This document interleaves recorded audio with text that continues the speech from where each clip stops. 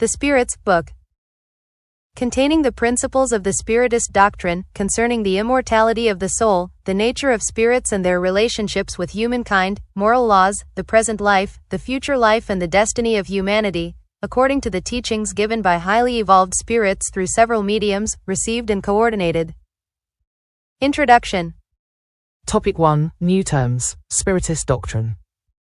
When new matters arise, new words are needed for the sake of clarity of language in order to avoid the confusion inherent in multiple meanings for the same terms. For example, the words spiritual, spiritualist and spiritualism each have a well-defined meaning.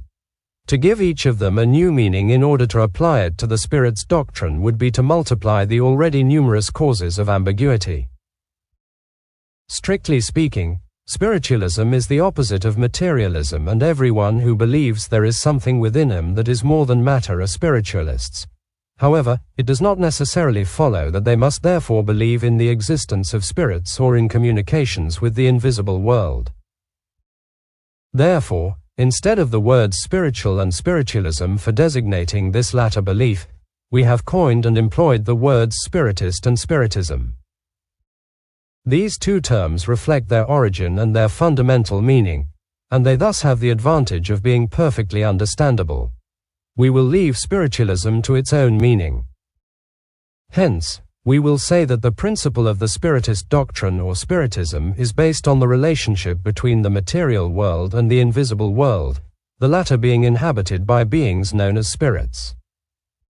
The adherents of Spiritism will be called Spiritists. In a specialized sense, the Spirit's book contains the Spiritist doctrine. In a generalized sense, it is linked to spiritualism and represents one aspect of it. That is why we have inscribed the words on the title page, Spiritualist Philosophy. Topic 2. Soul, the three meanings. There is another word that we must also agree on, since it is one of the keys to every moral doctrine, and to that end it has provoked innumerable controversies due to the lack of a generally accepted meaning. It is the word soul. The differences of viewpoints regarding the nature of the soul come from the individual definition that each person attaches to this word. A perfect language, in which each idea would be represented by its own specialized term, would avoid many arguments. With a single word for each thing, everything would be understood. According to some, the soul is the principle of material organic life. It has no existence of its own, and at death it ceases to exist. This view is purely materialistic. In this sense and by comparison, those who have adopted this view speak of the body at death as though it were a broken instrument that no longer produces any sound, i.e., that it no longer has a soul. According to this viewpoint, the soul would be an effect rather than a cause. Others believe that the soul is the principle of intelligence, the universal agent of which each being absorbs a portion. According to this group, there is only one soul in the entire universe. This soul distributes a spark of itself to the various intelligent beings throughout their lives. At death, each spark returns to the common source, where it merges once again into the whole, just as streams and rivers return to the ocean that gave them origin. This viewpoint differs from the preceding one in that, according to this theory, there is something more than matter within us, something that remains after death. On the other hand, it is almost as if nothing actually remained. Since our individual personality no longer survives, we are no longer conscious of ourselves. According to this viewpoint, the universal soul would be God, and each being would be a portion of God. It is a type of pantheism. Finally, according to others, the soul is a moral being distinct from and independent of matter, and it preserves its individuality after death. This conception is incontestably the most common because, under one name or another, the idea of this being that survives the body is an instinctive belief that is independent of any particular teaching and can be found among all cultures to whatever degree they may have become civilized. This doctrine, in which the soul is a cause and not an effect, is that of spiritualists. Without discussing the merit of each of these viewpoints, and considering only the linguistic side of the issue, we will state that these three applications of the word soul comprise three distinct ideas, each one requiring a different term. Thus, the word soul can have one of three meanings, and each is correct from its own point of view according to its own particular definition. Language itself is to blame for having only one word available for three different ideas. In order to avoid confusion, it would be necessary to limit the meaning of the word soul to only one of those three ideas. Choosing this or that definition would not matter, since it is simply a matter of convention. The important thing is clarity. We think that is most logical to take it in its commonest meaning, and we thus use soul to indicate the immaterial and individual being that dwells within and survives the body. Even if this being did not really exist and was no more than a product of the imagination, a term would be needed to designate it nonetheless. Lacking such a specific term for each of the other two ideas, we will apply the label vital principle to define the material and organic life principle, whatever its source may be, which is common to all living creatures, from plants to humans. Since life can exist without the faculty of thought, the vital principle is something distinct and independent of it. The word vitality would not express the same idea, however. For some, the vital principle is a property of matter, an effect produced wherever matter is found under given conditions. According to others, and this idea is the commonest, it is found in a special, universally diffused fluid. Each being absorbs and assimilates a portion of this fluid throughout its life, much as inert bodies absorb light. This substance is the vital fluid, which, according to certain opinions, would be the same thing as the animalized electric energy, also designated as magnetic fluid, neural fluid, etc. Whatever the case may be, there is one incontestable fact, for it results from observation, and that is that organic beings possess an inner force that produces the phenomenon of life as long as this force exists. That physical life is common to all organic beings and is independent of intelligence and thought. That intelligence and thought are faculties peculiar to certain organic species. And lastly, that among the organic species endowed with intelligence and thought, there is one that is endowed with a special moral sense that gives it incontestable ascendancy over the others, the human species. It should be understood that in its multiple meanings the term soul does not exclude either materialism or pantheism. Spiritualists themselves can very well understand soul according to one or the other of the first two definitions, without denying the distinct immaterial being. They would give some other name to it. Thus, the word soul does not represent a personal opinion. It is a proteus that everyone may adapt in their own way, a fact that has led to endless argument. Even if we were to use the word soul in all three of its meanings, we might avoid confusion if we added a qualification to it in order to specify the way in which we envisage it or the application we are giving it at the time. Hence, it would be a generic term, representing simultaneously the principles of material life, intelligence and moral sense. Each of these would be distinguished by a particular attribute, like gas, for example, which may be differentiated by using the words hydrogen, oxygen and nitrogen.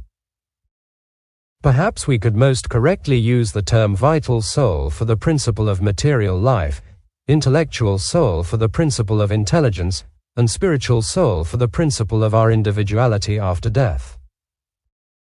As one can plainly see, it is all a matter of words, but a very important matter for us to understand nevertheless. Thus, the vital soul would be common to all organic beings, plants, animals and humans. The intellectual soul would be the distinctive property of animals and humans, and the spiritual soul would apply only to humans. We believe it is necessary to insist on such explanations since the Spiritist doctrine naturally rests on the existence within us of a being independent of matter. This being survives the body at death. Since the word soul is repeated frequently throughout this work, we have thus had to set the meaning we attach to it in order to avoid any misunderstanding. We now come to the principal objective of this preliminary instruction. Topic 3. Events to respond detractors. Like every new theory, the Spiritist doctrine has its followers and its detractors. We will endeavor to respond to some of the latter's objections by examining the validity of the reasons upon which such objections are based, without, however, intending to convince everybody. There are those who believe that the light was made solely for them. We will turn our attention to those of good faith, who are without preconceptions or set minds, but who sincerely desire to learn. We will prove to them that most of their objections to the doctrine are the result of an incomplete observation of the factual events and a judgment formed too quickly and too rashly. To start with, we will briefly recall the progressive series of phenomena that originated the doctrine. The first event to be observed was the movement of various objects, popularly called table turning or the dance of the tables.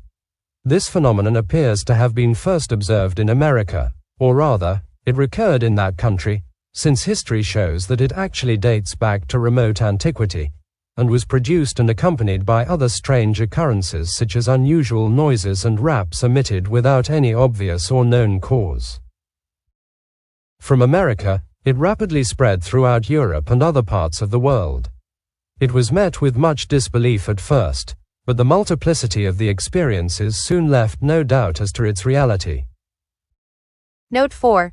Table turning equals sometimes known as table tipping.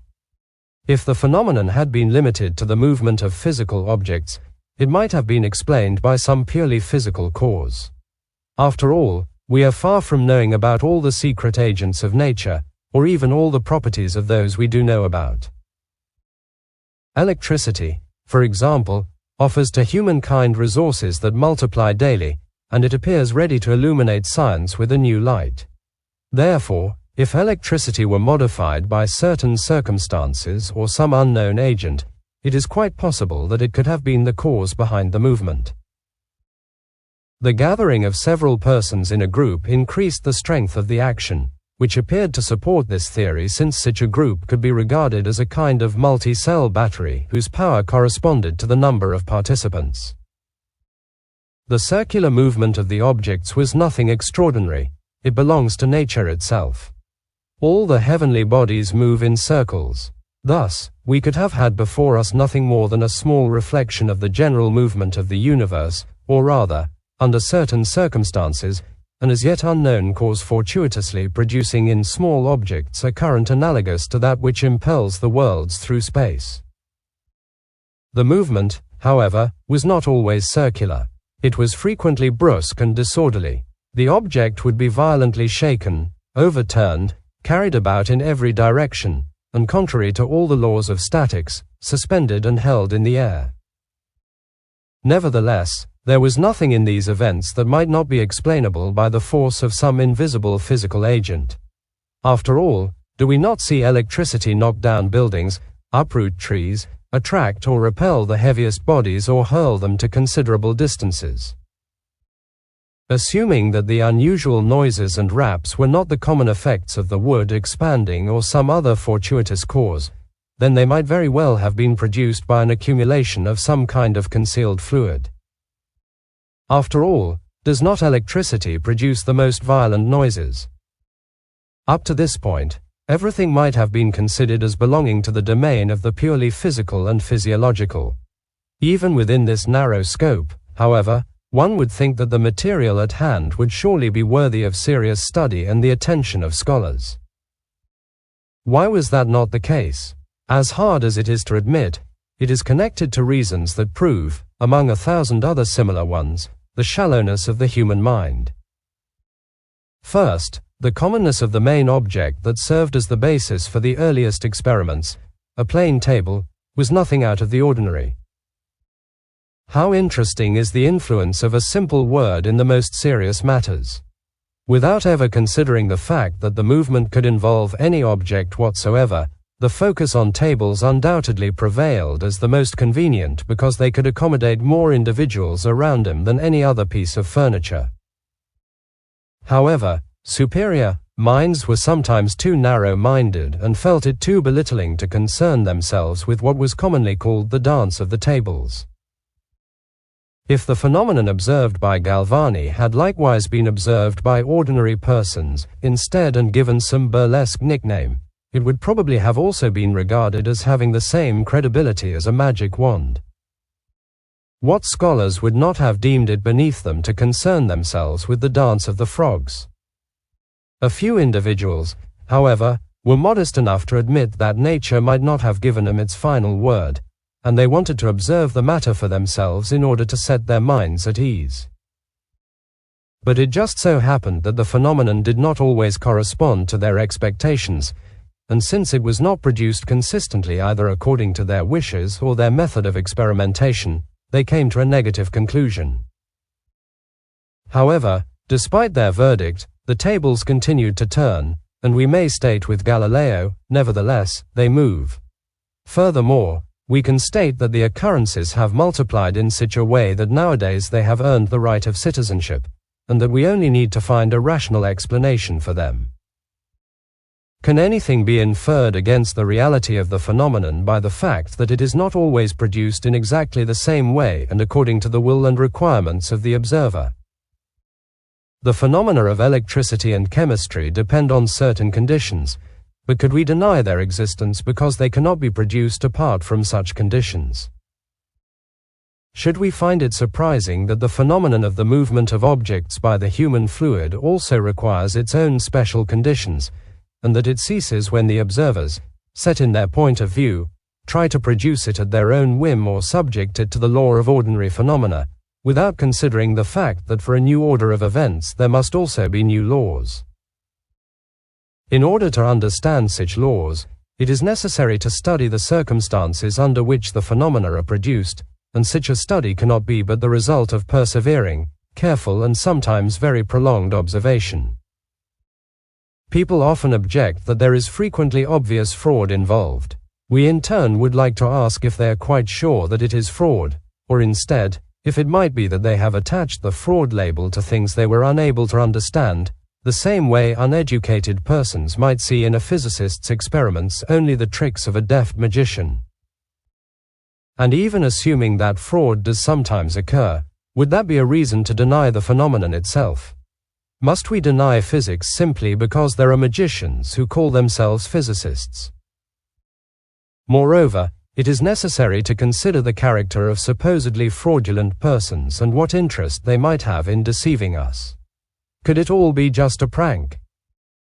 A prank can hold our attention for a little while, but if it goes on too long it becomes as wearisome for the prankster as it is for the object of the prank. Furthermore, a prank perpetrated from one end of the world to the other and among the most serious, venerable and enlightened individuals would be something at least as extraordinary as the phenomenon itself. Topic 4. An intelligent cause. If the phenomena we are considering had been limited only to the movement of objects, they would have remained within the domain of the physical sciences, as we have stated, but that is not what happened. They were destined to place us on the trail of events of a strange order. It was soon discovered, we do not know at whose initiative, that the impulse given to the objects was not simply the product of some blind mechanical force. Rather, an intelligent cause was behind in the movement. This opened the way to an entirely new field of observation. The veil could be lifted on many mysteries. Was there actually an intelligent power involved, however? If so, what was it? What was its nature? What was its origin? Was it superior to humankind? Such were the other questions that derived from the first. The first intelligent manifestations occurred by means of tables that moved and struck the floor with one leg a certain number of times, thereby responding to the question asked, according to what had been agreed on as to the number that would indicate either yes or no. Even here there was nothing very convincing for the skeptics, since it could have been seen as a chance effect. Later, however, more highly developed responses were received using the letters of the alphabet. By striking the floor a certain number of times for each letter, the table formed words and sentences in response to the questions. The correctness of the responses and their congruency with the question caused astonishment. When asked about its nature, The mysterious being who gave the responses declared that it was a spirit. It stated its name and furnished other sorts of information. This should be seen as a highly important occurrence. No one individual in particular had ever even thought of spirits as a way to explain the phenomenon. Instead, it was the phenomenon itself that revealed the term. Hypotheses are frequently formed in the physical sciences to serve as a basis for reasoning, but that did not happen in this case. Communicating in this manner, however, was wearisome and inconvenient. One of these invisible beings, and this is also a noteworthy occurrence, suggested another. This particular spirit advised fitting a pencil to a small basket or other object. When placed on a sheet of paper, the basket was moved by the same hidden power that had turned the tables. However, instead of a simple regular movement, the pencil wrote by itself, forming words, sentences and entire discourses of many pages dealing with the deepest questions of philosophy, morality, metaphysics, psychology, etc., and as quickly as though written by hand. This suggestion was given in America, France and several other countries simultaneously. Here are the terms in which it was given in Paris on June 10, 1853 to one of the most fervent disciples of the doctrine, who, for many years, since 1849 had been occupied with the evocation of spirits. Go into the next room and get that little basket. Attach a pencil to it and then place it on a sheet of paper with your fingers on the rim. This was done, and after a few moments the basket began to move and the pencil legibly wrote this sentence: "I expressly forbid you to tell anyone what I have just told you. The next time I write, I will write better." Since the object to which the pencil is fitted is merely an instrument, its nature and form do not matter, the most convenient means was sought for, and it was thus that many individuals began to use a planchette. The basket or planchette will not move, however, except under the influence of certain persons gifted with a special ability. These are called mediums, that is, intermediaries between spirits and humans. The conditions that produce this ability are linked both to physical and moral causes that are still imperfectly understood. Mediums are of all ages, of both sexes and of all degrees of intellectual development. Moreover, the faculty can be developed further by exercising it. Topic 5. Most common method. It was then realized that the basket and the planchette were only extensions of the hand, and that when mediums held the pencil directly, their hand was made to write by an involuntary, almost feverish impulse. In this way, the communications became faster, easier and complete. Nowadays, this is the most common method, and the number of persons endowed with this ability is quite considerable and increases daily. Finally, experience revealed many other varieties of mediumship, and it was discovered that communications could also occur through speech, hearing, sight, touch, etc., and even through spirits writing directly, that is, without using the medium's hand or the pencil. This fact having been established, there was still one more essential point to consider: the role of the medium in the responses and the part he or she might play both mechanically and mentally. Two crucial circumstances, which would not escape the attentive observer, make it possible to settle the issue. The first is the way by which the basket moves under the medium's influence by simply placing the fingers on its rim. An examination will show the impossibility of the medium guiding the basket in any way. This impossibility becomes especially obvious when 2 or 3 persons are touching the basket at the same time. It would require a truly phenomenal coordination of movement between them, in addition to an extraordinary similarity of thought that would enable them to understand each other and give answers to the questions. Another no less original fact adds to the problem, that being the radical change in the writing according to the individual spirit who communicates, the same writing recurs whenever the same spirit returns. For this to happen, it would be necessary for the medium to have trained him or herself to change writing styles 20 different ways, and furthermore, he or she would have to remember the style of this or that spirit every time. The second circumstance results from the nature of the responses themselves, which, in most cases, especially when dealing with abstract or scientific questions, are obviously outside the knowledge, and sometimes the intellectual reach, of the medium. Moreover, the medium is usually unaware of what is being written or may not even understand the question, which may be asked mentally or even in a foreign language, with the answer given in the same language. Furthermore, the basket may write spontaneously about some completely unexpected subject, without any question having been asked regarding it. In some cases, the responses reveal a level of wisdom, depth and timeliness, and the thoughts are so elevated and sublime that they could only have come from a higher intelligence imbued with the purest morality. At other times, they are so flippant, so frivolous and so banal that reason refuses to accept the possibility that they could have come from the same source. Such diversity of language can only be explained by the diversity of the intelligences who manifest themselves. Are these intelligences human or not? That is the point to clarify, and for which a complete explanation, as conveyed by the spirits themselves, will be found in this book.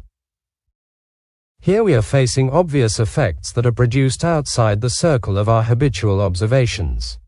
These effects do not occur mysteriously, but in the full light of day. Anyone can see and observe them because they are not the privilege of one individual in particular, but are repeated every day by thousands of persons at will. These effects necessarily have a cause, and since they reveal the action of an intelligence and a will, they are outside the purely physical realm. Many theories have been formulated regarding the matter. We will examine them briefly and will see if they can render comprehensible all the facts that have surfaced.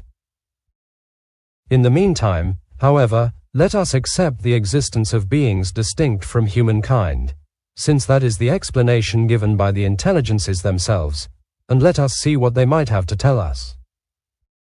Topic 6. Summary of the Spiritist Doctrine. As we stated previously, the beings who communicate have identified themselves as spirits, and at least some of them say that they have lived before as human beings on the earth. They comprise the spirit world, as during our life on earth we comprise the corporeal world. We will now briefly sum up the main points of the doctrine that they have transmitted to us so that we may more easily reply to certain objections. God is eternal, immutable, immaterial, one, all-powerful, and supremely just and good. God created the universe, which includes all animate and inanimate, material and immaterial beings. The material beings comprise the visible or corporeal world, whereas the immaterial beings comprise the invisible or spirit world, i.e. the world of spirits. The spirit world is the normal, primitive, eternal, pre-existent and all-surviving world.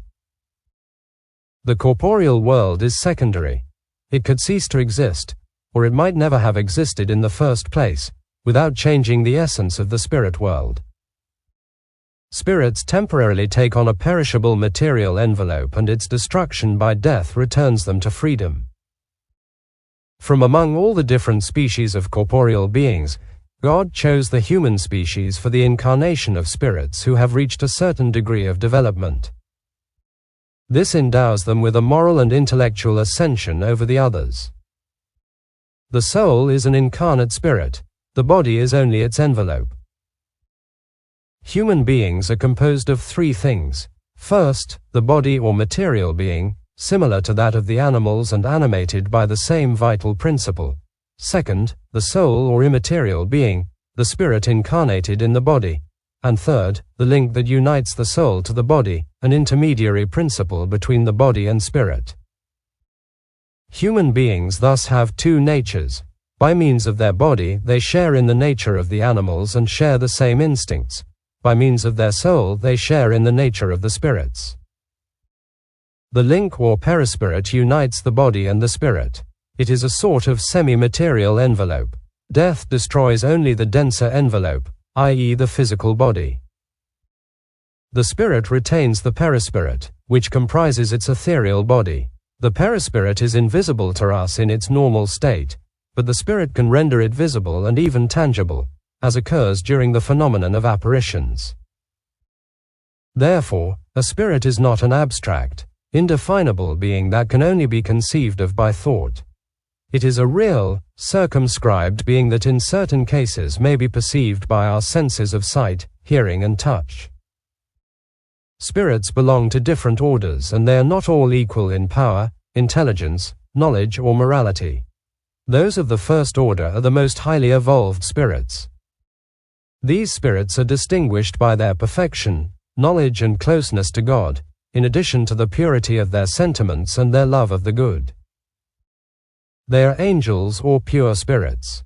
The other orders are in various degrees more distant from such perfection. The spirits of the lowest orders share our base passions, hatred, envy, jealousy, pride, etc., and actually take pleasure in wrongdoing.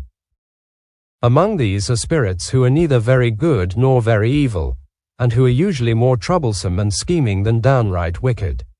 Essentially mischievous and inconsequential, they are the foolish and frivolous spirits. Spirits do not belong to the same order forever. They all improve themselves, passing through the different degrees of the spirit hierarchy. This improvement occurs through incarnation, which is imposed on some as an expiation, and on others as a mission. Earthly life is a trial to which they submit themselves many times until they reach perfection. It is a kind of sifter or purifier from which they emerge at different degrees of refinement or improvement. Upon leaving the body, the soul returns to the spirit world from which it came. Following a longer or shorter stay in the spirit world, it will once more start a new physical life. Since our spirit must pass through many incarnations, it follows that we all have had many existences, and that we will have still others along the course of the different stages of advancement. This will occur either on the earth or on other worlds. The incarnation of spirits always occurs in the human species.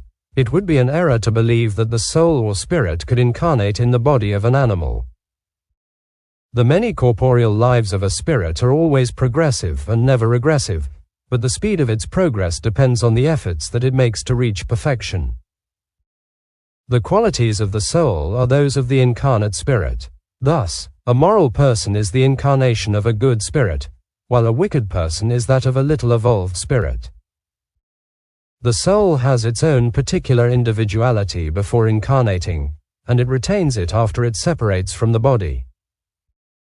Upon its return to the spirit world, the soul re-encounters all those whom it had known while on earth, and all of its former lives are delineated in its memory. It can thus recall all the good and evil it had done.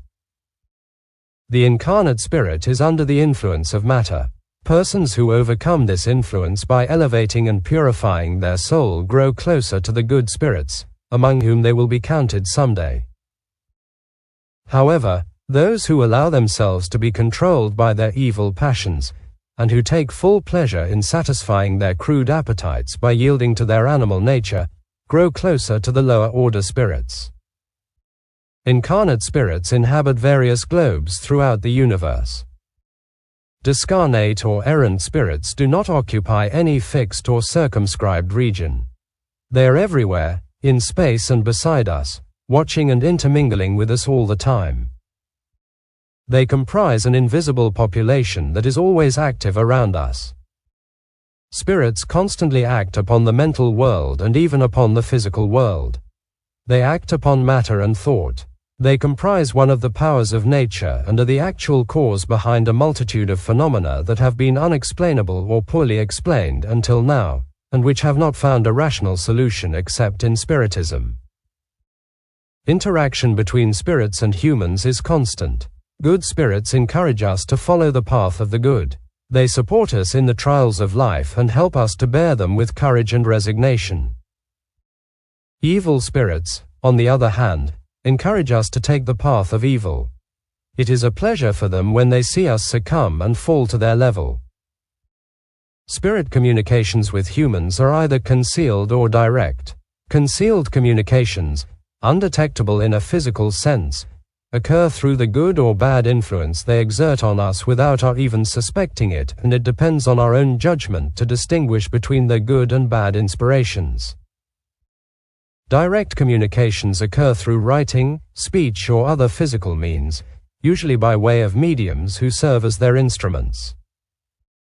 Spirits manifest either by appearing spontaneously or by being evoked. We can evoke all spirits, whether they have animated obscure individuals or the most illustrious personages, regardless of when they lived. We can evoke our relatives, friends, or enemies. Through written or verbal communications we may obtain advice, information about their current situation, their thoughts about us, whatever revelations they are permitted to convey. Spirits are attracted according to the affinity they have with the moral nature of the persons who evoke them. High-order spirits enjoy serious meetings, where the love of the good and a sincere desire to learn and grow predominate. Their presence repels low-order spirits. These find free access to and can influence frivolous persons or those who are only guided by curiosity, or wherever else evil instincts may be found. Rather than receiving any good advice or useful information from these spirits, we should expect nothing more from them than frivolities, lies, mischievous pranks, and deceitfulness. They frequently use venerable names in order to better induce us to error. Nevertheless, distinguishing between good and evil spirits is extremely easy. The language of high-order spirits is always dignified, noble, imbued with the highest morality and free from every lower passion. Their counsels reveal the highest wisdom and always address our progress and the good of humankind. Low-order and inconsequential spirits are almost always trite and can even be crass. They might sometimes say things that are good and true, but more often they make erroneous and absurd statements either out of malice or ignorance. They laugh at people's gullibility and amuse themselves at the cost of those who question them, flattering their vanity and cajoling their desires with false hopes. In sum, serious communications, in the perfect meaning of the term, only occur at serious centers, where the members are united by an intimate communion of thought directed toward the good. The morality of high-order spirits may be summed up in the gospel maxim of Christ: "Do unto others as you would like them to do unto you," that is, practice the good and not evil. In this principle, humankind finds the universal rule of conduct even for the smallest actions. They teach us that selfishness, pride, and lust are passions that drag us down to our animal nature, keeping us enslaved to matter. That those on earth who free themselves of matter through their disregard for worldly frivolities, and who cultivate love for their neighbor, draw closer to their spiritual nature, that each one of us should make ourselves useful according to the faculties and means that God has placed in our hands to put us to the test, that the strong and powerful should support and protect the weak, for those who abuse their strength and power in order to oppress others violate God's law. Lastly, they teach us that nothing can be hidden in the spirit world, that hypocrites will be unmasked there and all their evil exposed, that the inevitable and constant presence of those whom we have harmed is one of the punishments awaiting us there, that the unevolved and evolved states of spirits in that world correspond to sorrows and joys that are unknown to us on earth. However, they also teach us that there are no unforgivable sins, none that cannot be erased by expiation. Depending on our desire and effort, we find the necessary means to expiate them in the many existences that enable us to advance on the path of progress toward perfection, our final objective. This is the summary of the Spiritist doctrine as it appears in the teachings of the spirits. Let us now look at the objections made against it. Topic 7. Opposition from the institutions and scholars. For many people, opposition from the institutions of higher learning represents, if not actual evidence, at least a strong argument challenging the doctrine. We are not among those who would clamor against these scholars, lest we be regarded as disrespectful of their erudition.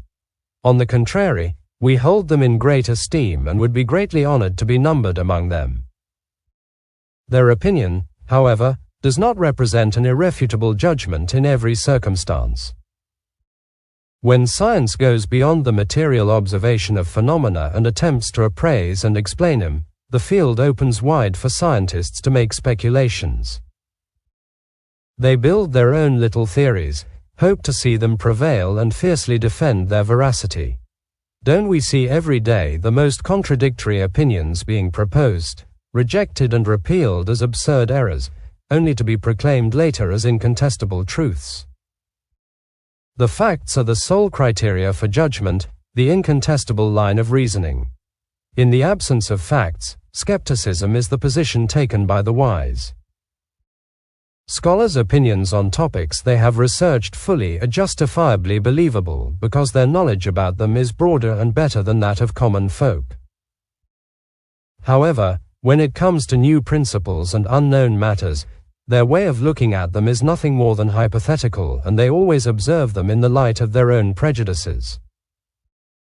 One could perhaps safely state that scholars are possessed of even more prejudices than other persons due to their natural propensity for subjecting everything to the point of view of their own particular area of knowledge. Mathematicians accept no proof beyond algebraic formulas. Chemists relate everything to the interaction of the elements, and so on.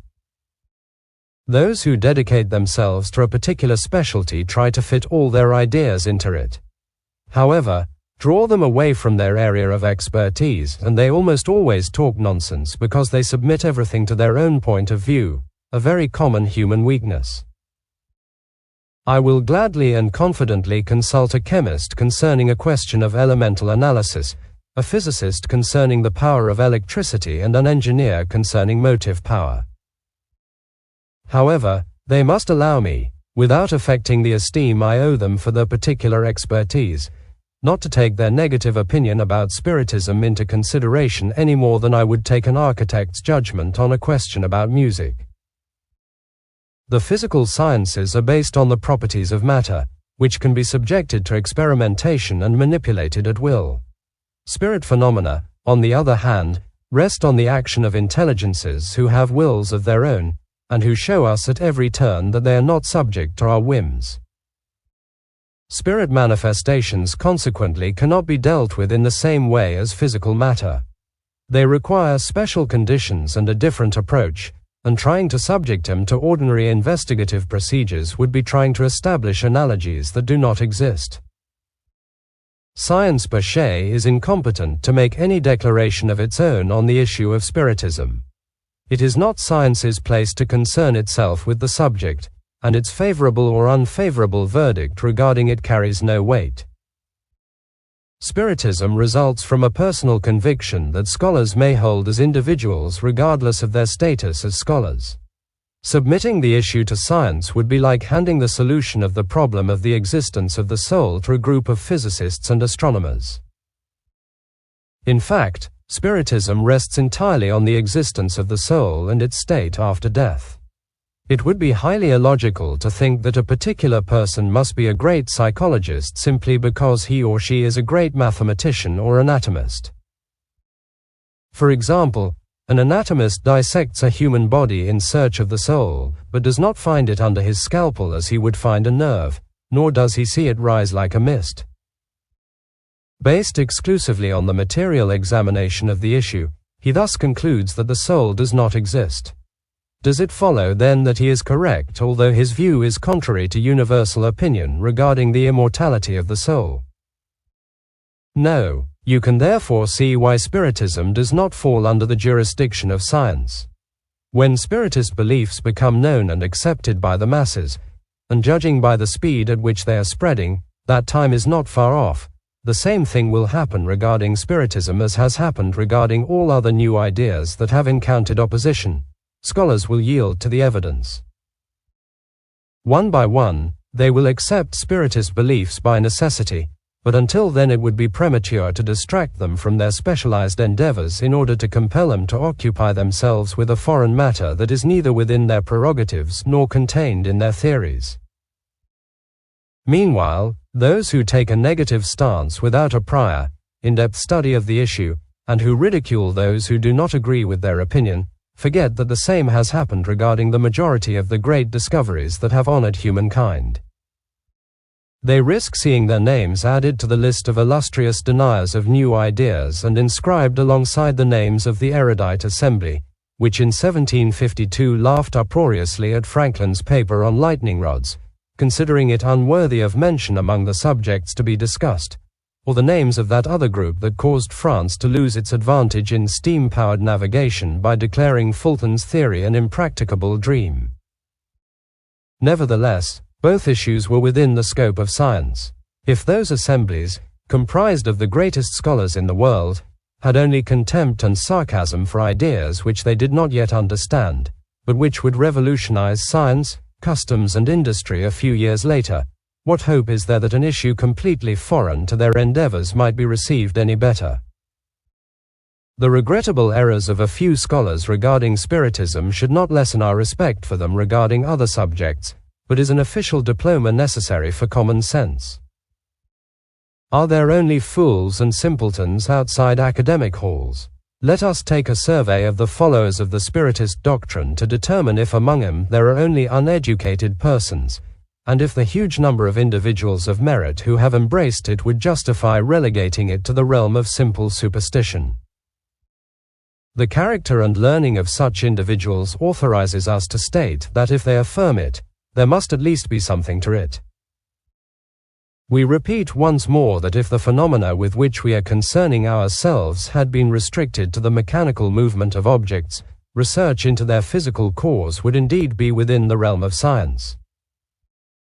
However, since they involve manifestations outside the sphere of human laws and cannot be explained either by numbers or by mechanical forces, they are therefore outside the competence of physical science. When a new phenomenon arises that does not fit within the scope of any known science, then in order to study it, scholars must set their science aside and say to themselves that they are dealing with a new area of study that cannot be delved into according to preconceived ideas. Those who consider their reason to be infallible are very close to error. Even those whose ideas are highly erroneous are supported by their reasoning, and that is why they reject everything that appears impossible to them. Those who yesterday rejected the admirable discoveries that humanity is proud of today also followed their own judgment in doing so. What we call reason is almost always masked pride, and those who believe they are infallible place themselves on a par with God. Therefore, we will focus on those who are reasonable enough to suspend judgment regarding matters that they have not witnessed firsthand, and judging the future in the light of the past, do not believe that humankind has yet reached its apogee or that nature has revealed the last page of her book to them. Topic 8. What characterizes serious study? We would add that the study of a doctrine like Spiritism, which suddenly unveils such new and grand revelations, can only be profitably pursued by serious, persevering and open-minded individuals animated by a firm and sincere desire to arrive at a result. This qualification does not include those who lightly make a priori judgments without having observed everything, and who neglect pursuing their examination of the doctrine with the necessary continuity, regularity and concentration of thought, nor does it include those who, in order not to diminish their reputation as individuals of genius, endeavor to find something to ridicule in the most serious matters that are studied by individuals whose knowledge, character and convictions deserve the respect of all who pride themselves on their social graces. Let those who do not deem the facts worthy of their attention abstain. No one intends to violate their beliefs. For their part, however, they should respect the beliefs of others. Continuity is what characterizes serious study. Thus, should we wonder at not receiving proper responses to questions that are serious in nature, but asked at random and abruptly in the midst of a bundle of other nonsensical ones? A complex question requires preliminary and supplementary ones in order to be answered clearly. Whoever wishes to acquire knowledge about a particular science must study it methodically, starting at the very beginning and following the chain and development of its ideas. Could someone who does not know the basics of a particular science pose questions at random to a scholar and profit from it? Could a well-intentioned scholar even give satisfactory responses to such a person? Such out-of-context responses would necessarily be incomplete and might therefore be nearly unintelligible, or they might even seem absurd and contradictory. The same applies regarding our relationships with spirits. If we desire to learn from them, we must take their course of study.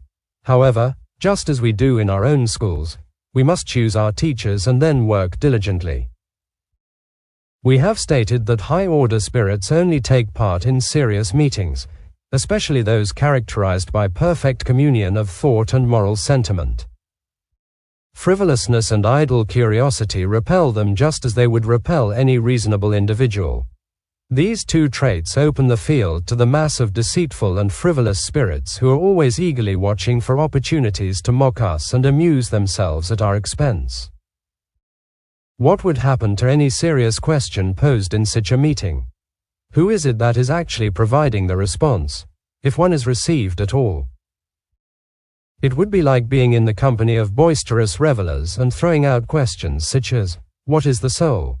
What is death?" and others just as entertaining. If you want serious answers, you yourself must be serious in every sense of the word and place yourself within all the required conditions. Only then will you obtain worthwhile responses. Be most diligent and persevering in your studies, otherwise, the high-order spirits will abandon you, as a professor would abandon negligent students. Topic 9. Opponents' perspectives. The movement of inert objects is a proven fact.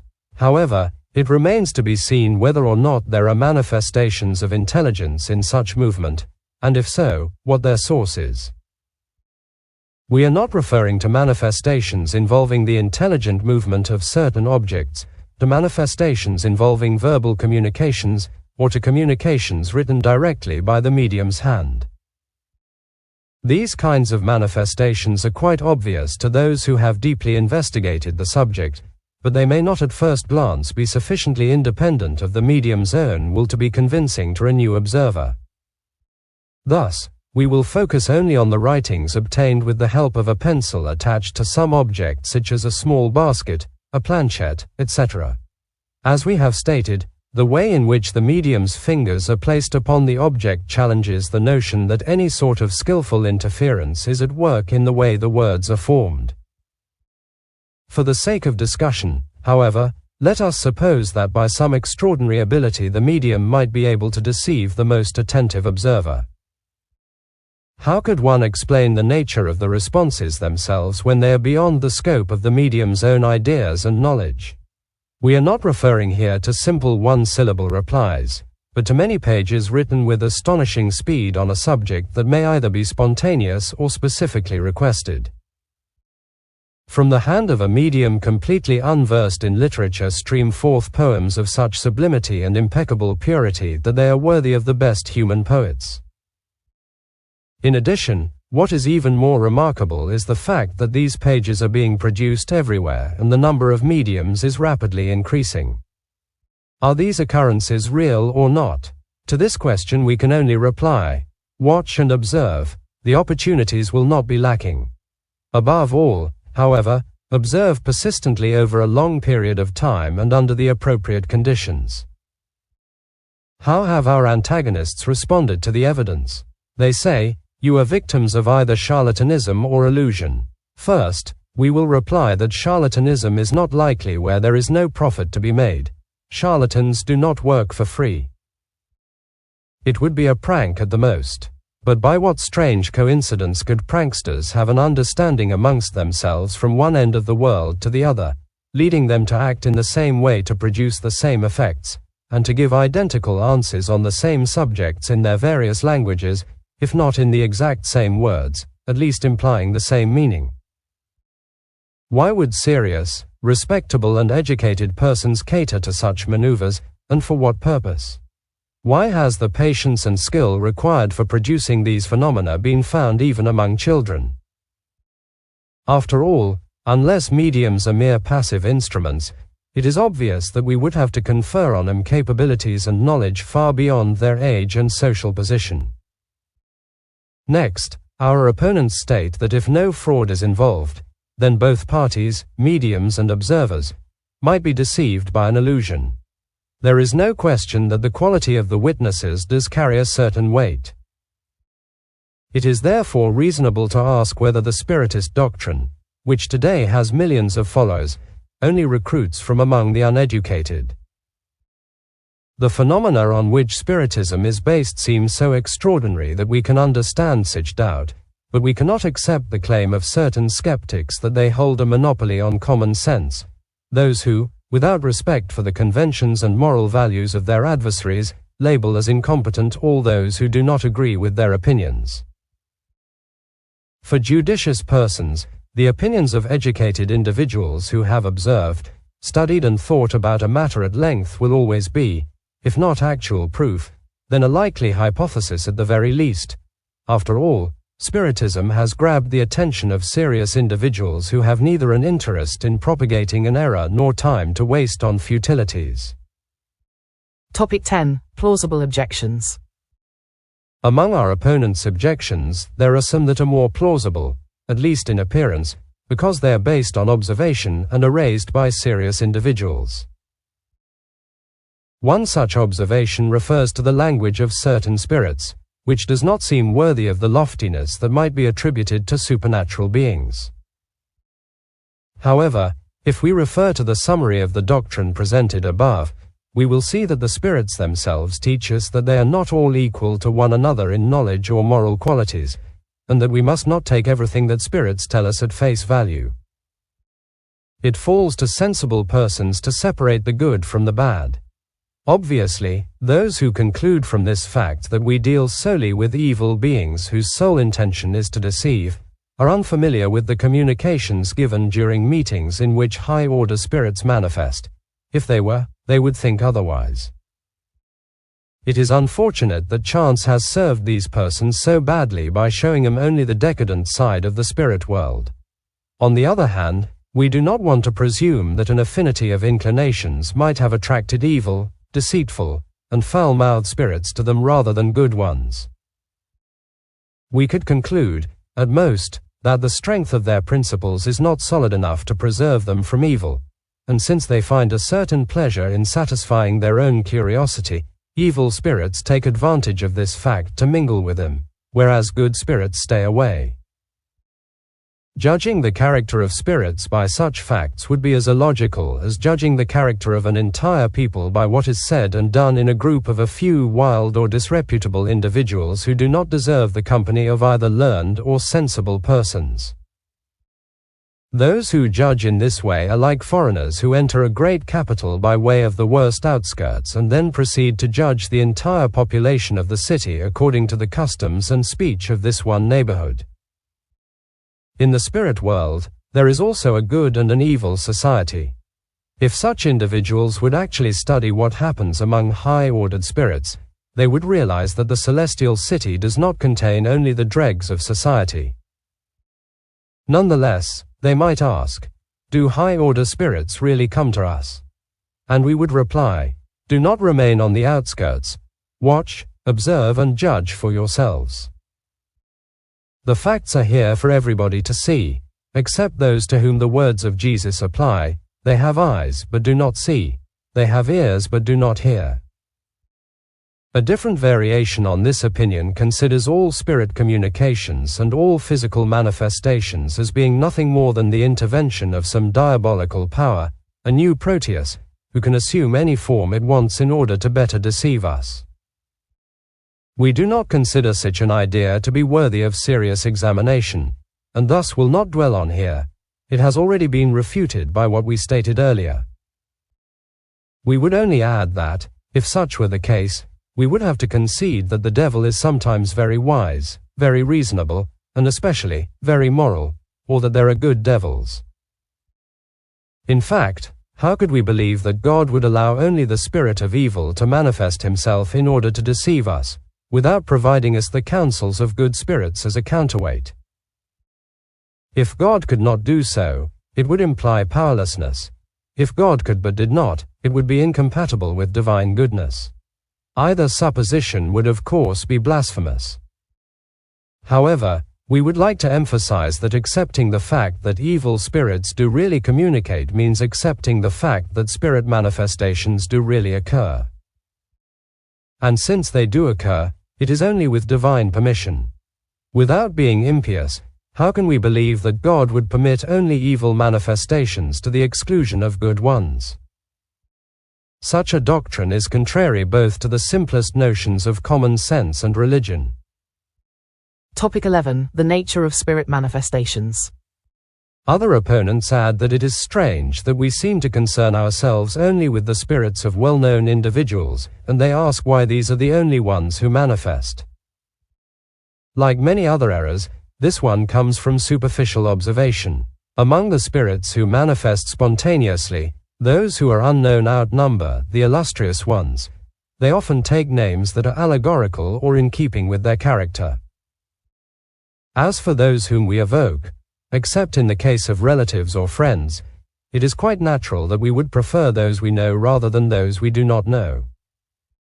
As for illustrious personalities, they are the ones who are noticed more, and so they attract more attention. These opponents also consider it strange that the spirits of eminent individuals casually respond to our appeal, and that they sometimes concern themselves with matters that seem insignificant when compared to what they accomplished during their lives. However, this is not so surprising to those who know that the power and respect that such individuals enjoyed on earth do not necessarily entitle them to any supremacy in the spirit world.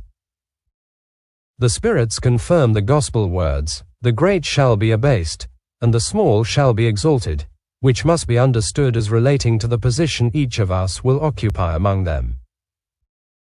Thus, those who had been first on the earth may find themselves among the last in the spirit world. Those who make us bow to them in this life may return as the most humble laborers, for when they leave the earthly life behind, they leave all the grandeur behind as well. The most powerful monarchs might find themselves to be below their lowest-ranking soldiers. Topic 12. Methods for verifying spirit identity. A fact borne out by observation and confirmed by the spirits themselves is that low-order spirits often present themselves using well-known and respected names. Thus, how can we be sure that those who say that they had been, for example, Socrates, Julius Caesar, Charlemagne, Fenelon, Napoleon, Washington, etc., had really animated those individuals? This question has been raised even among some earnest followers of the Spiritist doctrine. They accept the intervention and manifestation of spirits, but they ask what control we may have over their identity. Such control can indeed be very difficult to establish, but although identities cannot be verified in a way that is as authentic as the attestation of public records, they may nonetheless at least be verified by deduction according to certain indicators. When spirits of those personally known to us, relatives or friends, for example, especially if they have only recently died, manifest, their language usually corresponds perfectly to the characteristics that were familiar to us. This in itself is an indication of identity. Any remaining doubts, however, are settled when such spirits speak of private affairs or remember family matters known only to those involved.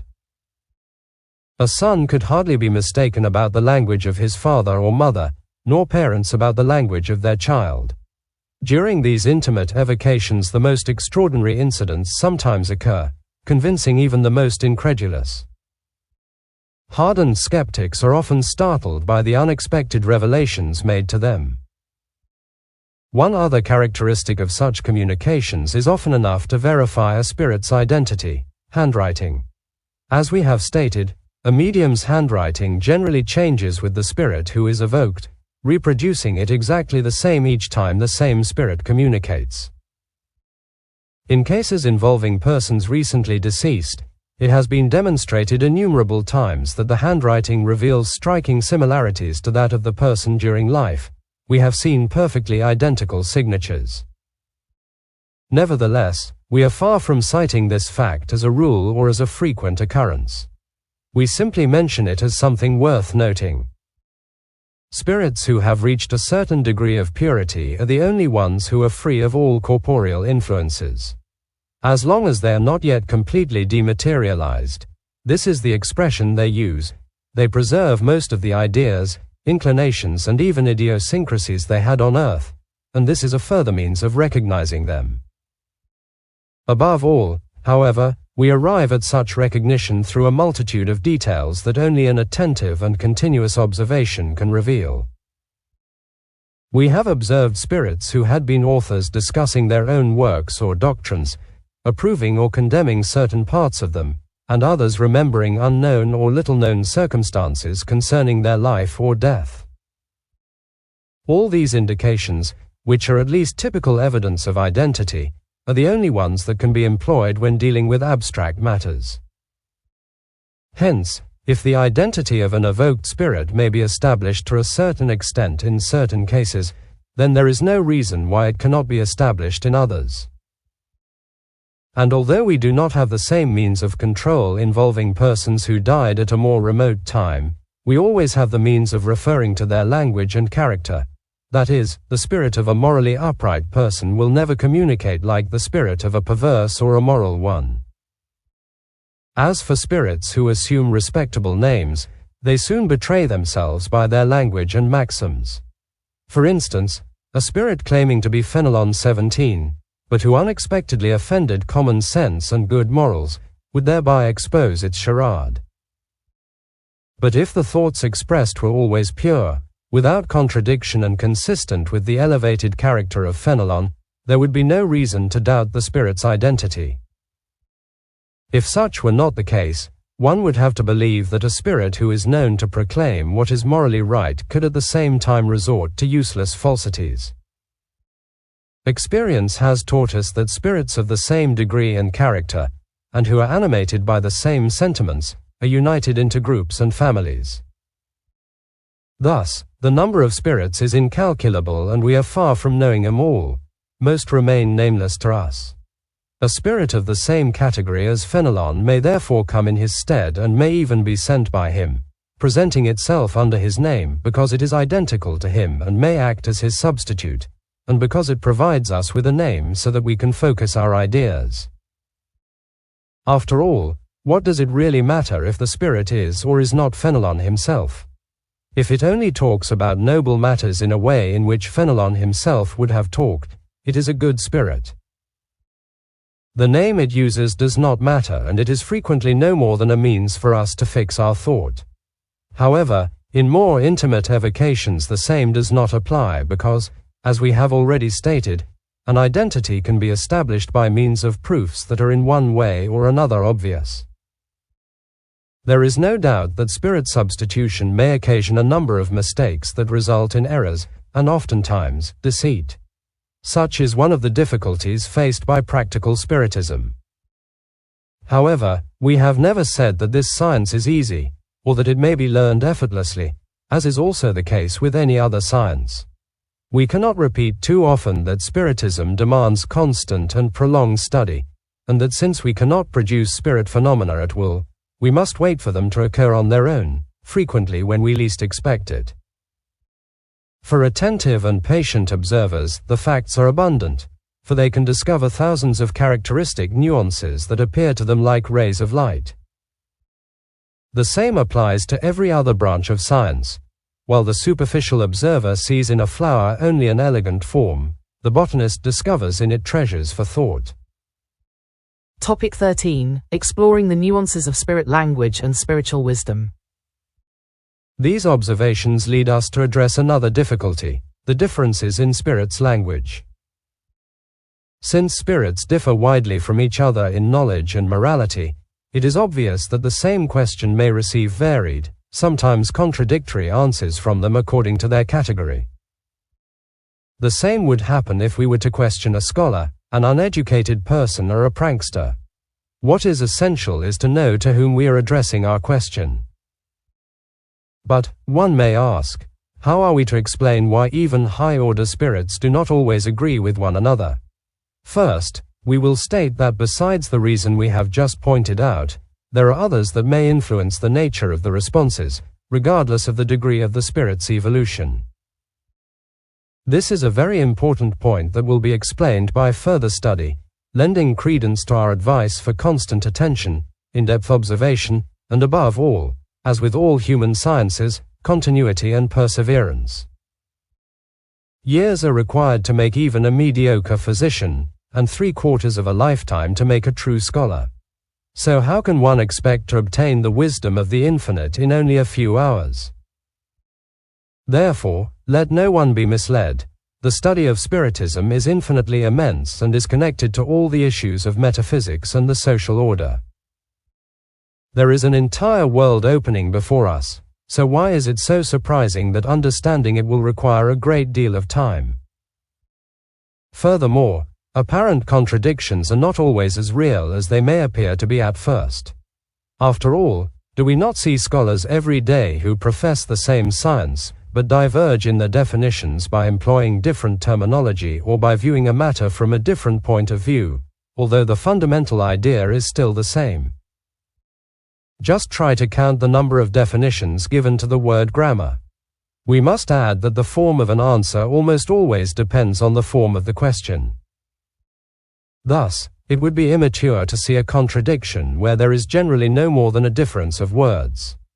High-order spirits do not concern themselves with form at all. For them, the essence of the thought itself is everything.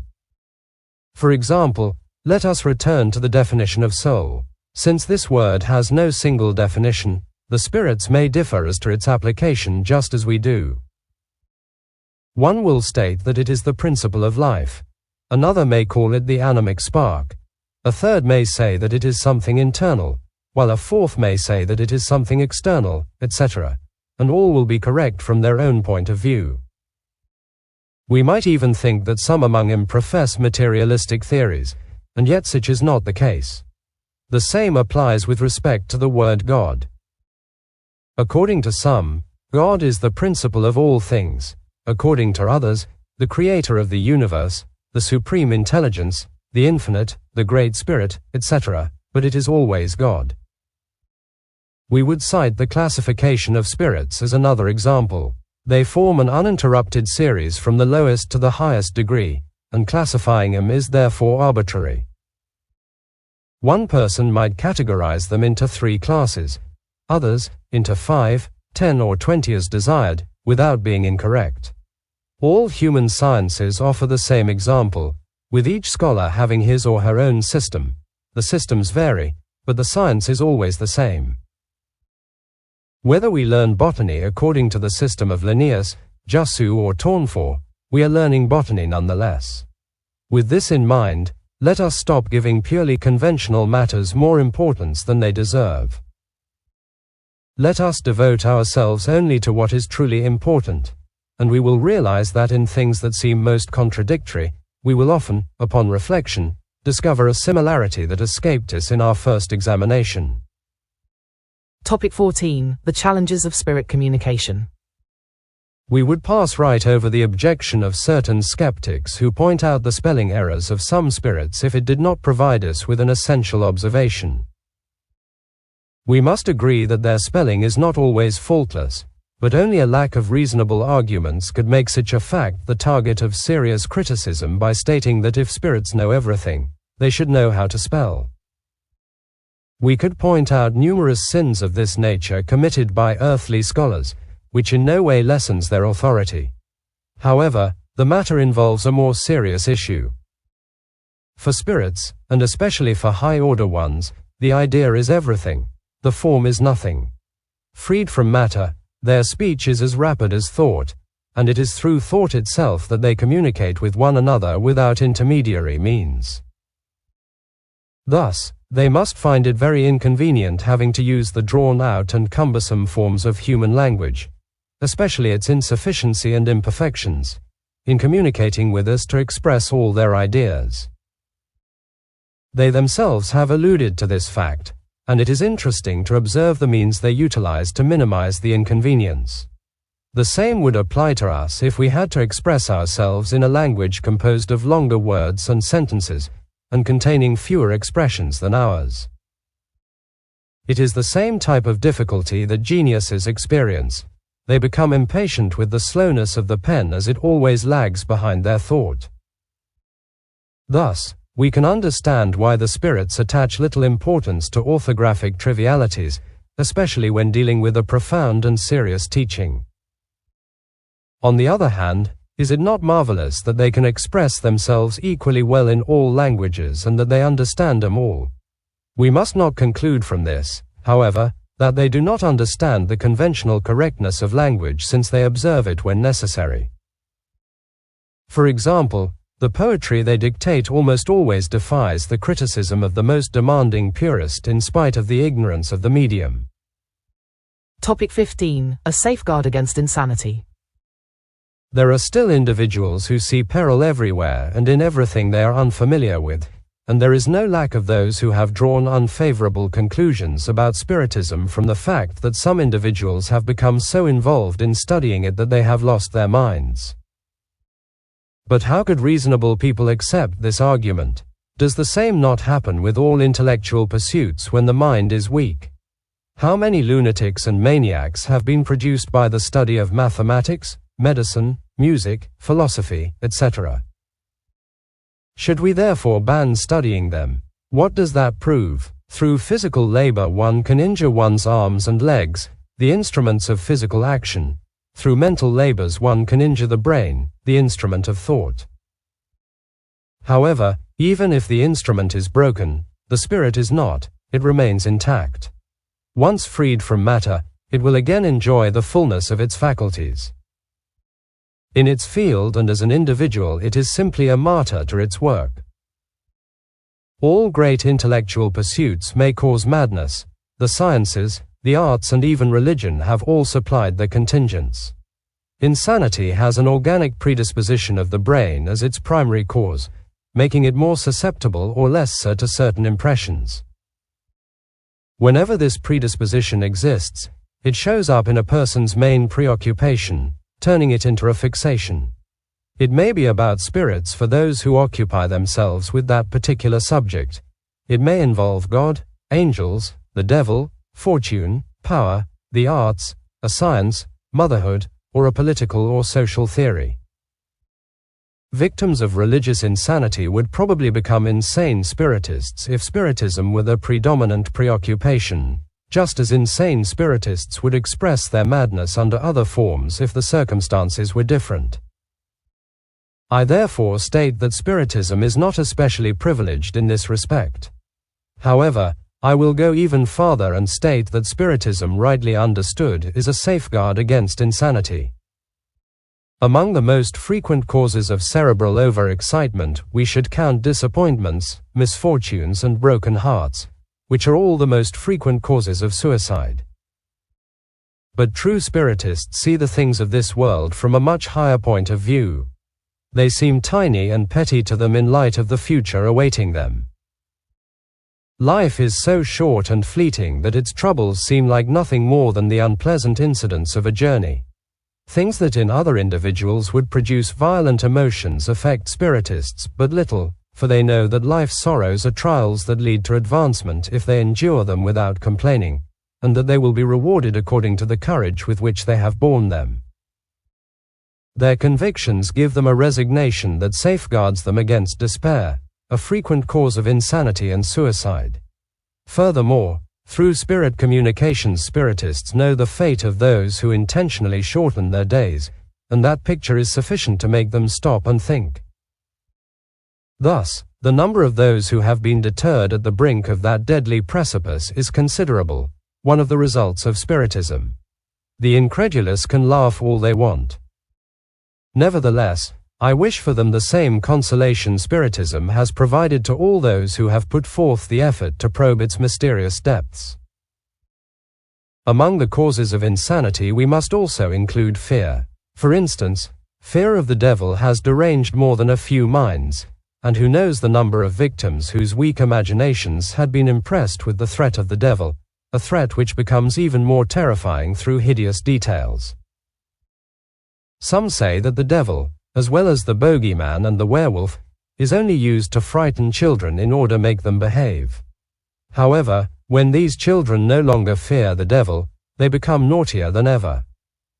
In trying to control their behavior, those who use such stories do not take into account the mental health risks of scaring such delicate minds. Religion would be quite weak if a lack of fear were to compromise its power. Fortunately, this is not the case. Religion has other ways of acting on souls, and Spiritism could furnish it with highly effective and serious tools, if religion knew how to utilize them. Spiritism shows the reality of things and thus neutralizes the dreadful effects of exaggerated fear. Topic 16. Objections to Spiritism and the nature of mediumship. Two objections still remain to be examined, the only ones that really deserve the label because they are supported by rational theories. Both accept the reality of all the material and mental phenomena, but they discount the intervention of spirits. According to the first of these theories, all the manifestations attributed to spirits are merely effects of magnetism, and mediums remain in a state known as waking somnambulism, a phenomenon witnessed by all who have studied magnetism. In this state, the mental faculties acquire an abnormal development and the circles of intuitive perception are extended beyond the limits of ordinary perception. In this state, mediums draw from themselves and their own lucidity all they say and all the ideas they transmit, even regarding matters that are foreign to them in their normal state. We will not be the ones who contest the power of somnambulism, since we have witnessed its wonders by having studied all its facets for over 35 years. In fact, we agree that many spirit manifestations may be explained in this way. Nevertheless, extensive and conscientious observation has shown us a multitude of occurrences in which any participation by the medium, except as a passive instrument, is materially impossible. To those who share in this theory we will therefore say, as we have already said to all others, watch and observe, for you have certainly not seen everything yet.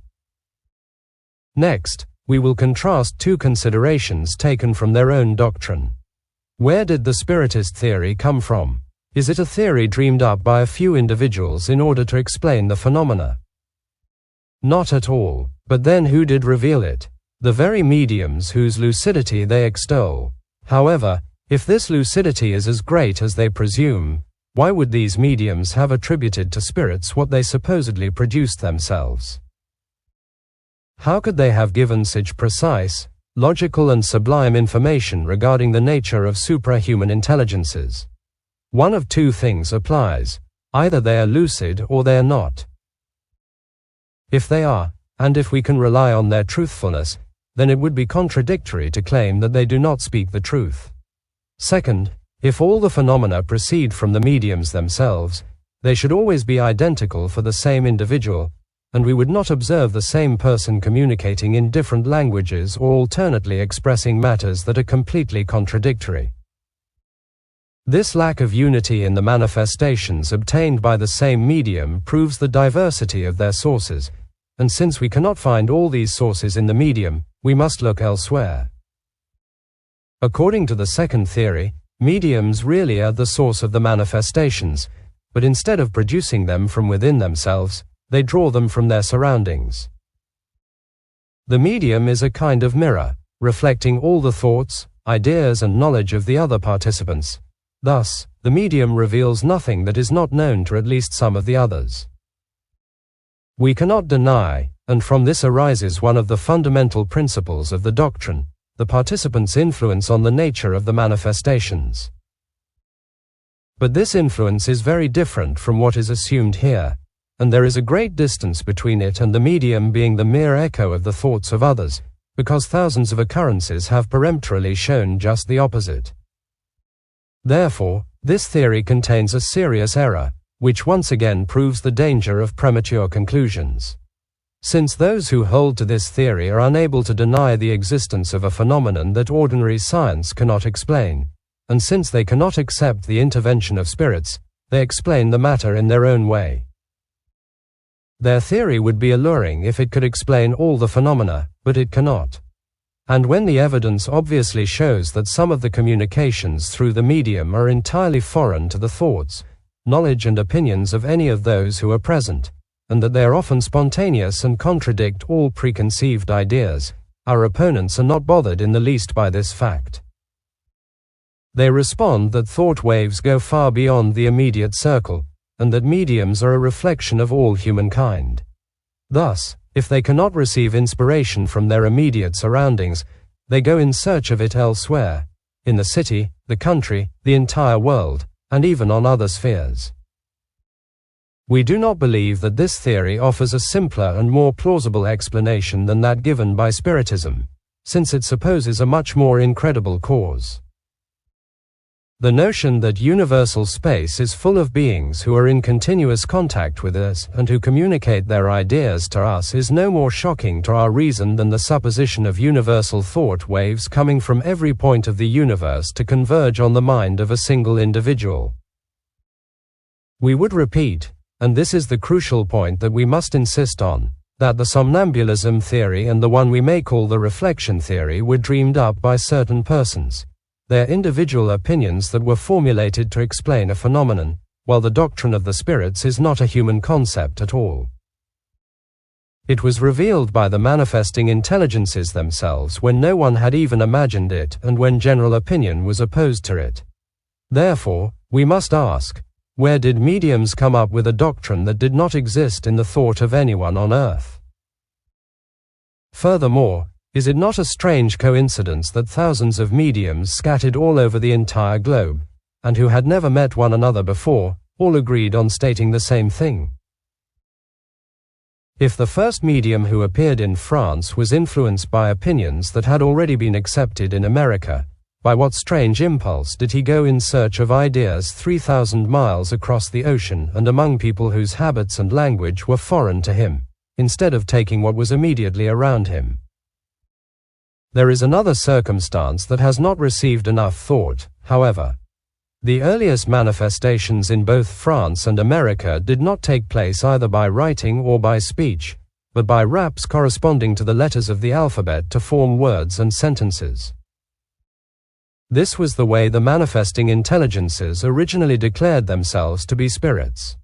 Therefore, even if we were to assume the intervention of the medium's own thought in the verbal or written communications, the same could not be said regarding the raps. Their significance could not have been known beforehand. We could cite numerous facts that demonstrate the presence of an obvious individuality with a completely independent will on the part of the manifesting intelligence. We invite our opponents to make a more careful observation.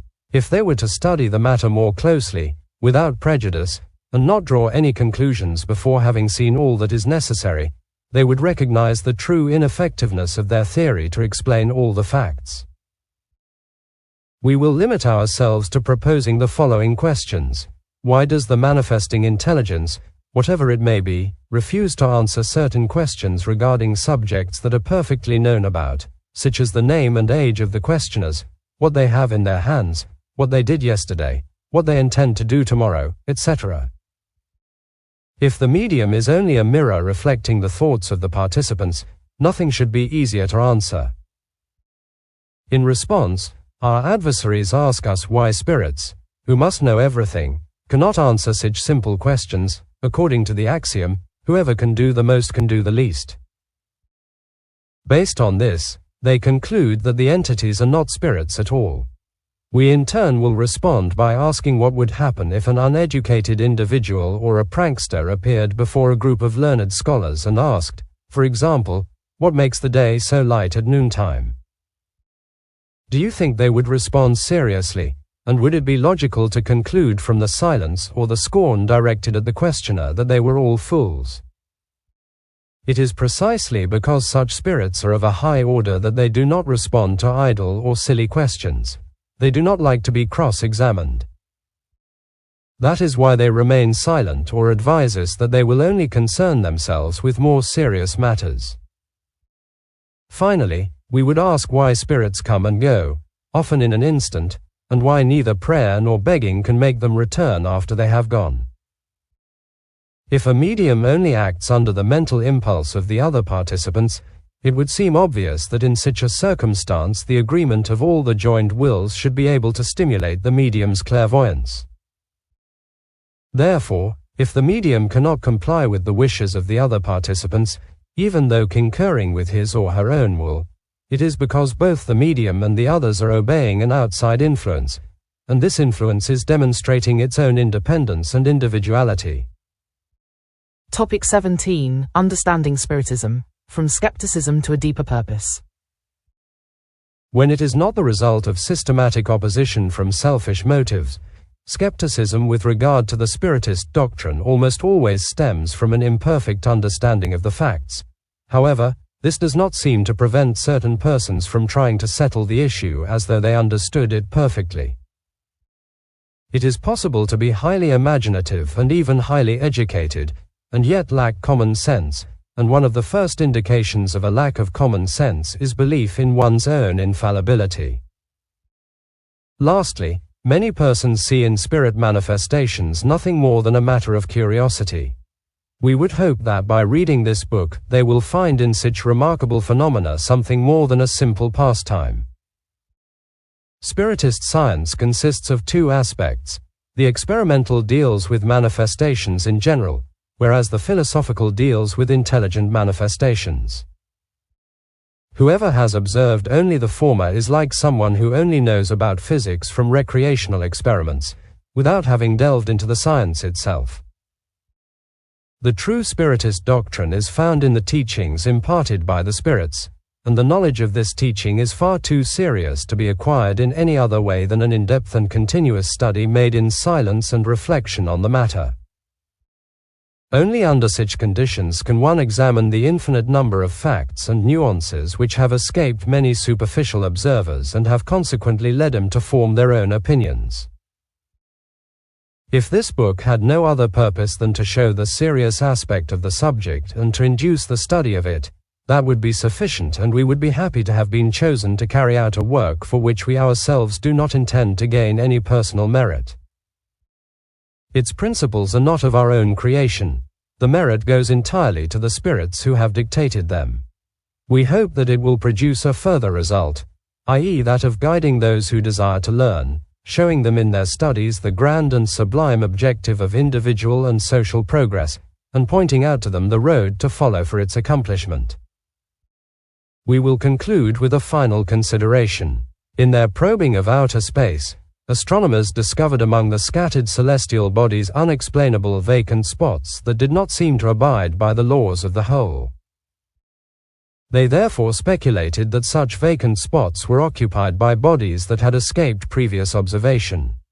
In addition, they observed certain effects, whose cause was unknown to them, and they said to themselves, "There must be a world there because such a gap should not exist and because such effects must have a cause." Then, by judging the cause by the effects, they were able to calculate the orbital elements, and later the facts appeared, proving their predictions. Let us apply this same reasoning to another order of ideas.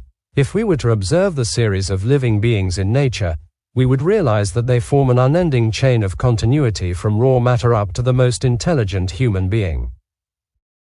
But between human beings and God, the Alpha and Omega of all things, what a huge gap there appears to be.